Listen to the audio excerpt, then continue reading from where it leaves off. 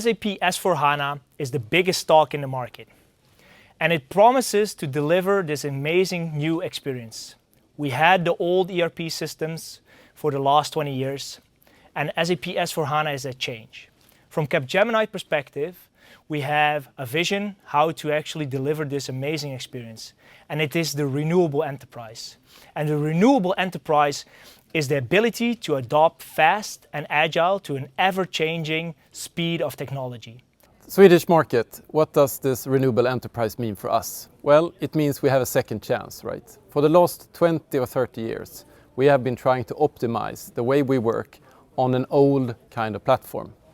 Now there's a shift in the market. There's new opportunities, and it's right there in front of us.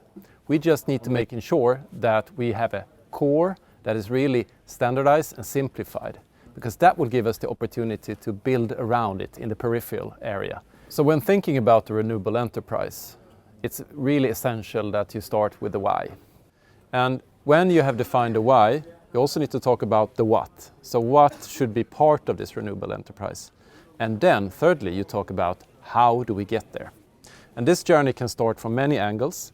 I think the important thing is that you actually start and that you don't stop your business from being innovative.